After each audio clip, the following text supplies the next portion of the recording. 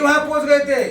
शुद्धोधन और प्रजापति को रोते देखकर पास खड़ा सेवक, जब शुद्धोधन और प्रजापति रो रही थी तो पास खड़ा छन्न यानी सिद्धार्थ का दोस्त मित्र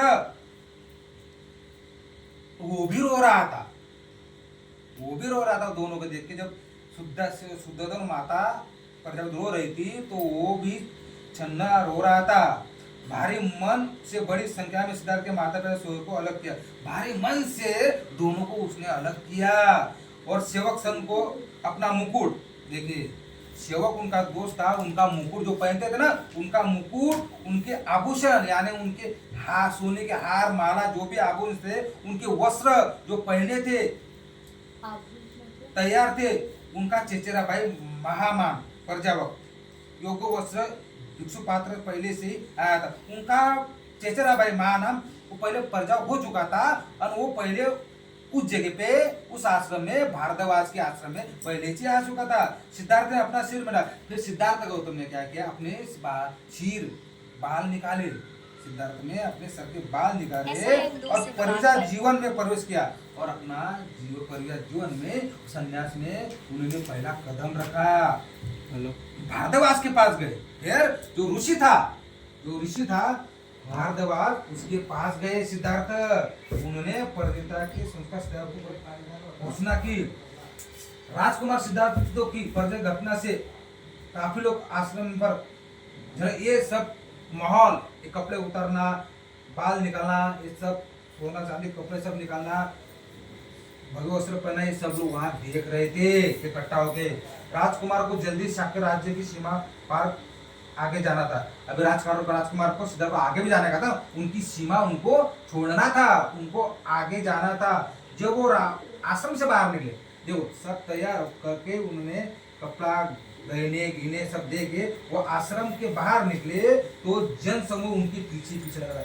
जैसे ही आश्रम के पास लगे, लोगों की भीड़ उनके पीछे आ रही थी। लोगों की भीड़, उनका इतना प्यार मोहब्बत था कि लोगों की भीड़ उनके पीछे आ रही थी। सब गांव के, उस सिटी के, वो राज्य के लोग उनके पीछे आ रहे थे। कपिल वस्तु से विदा होकर अमुना नदी, देखिए जब कपिल वस्तु से वो विदा होते, वहां से जाते, वो नदी का नाम अमुना नदी है। अमुना नदी की ओर बढ़े। चलो भारद्वाज के आश्रम में निकले, फिर आगे अमुना नदी आते, वहां तक गए।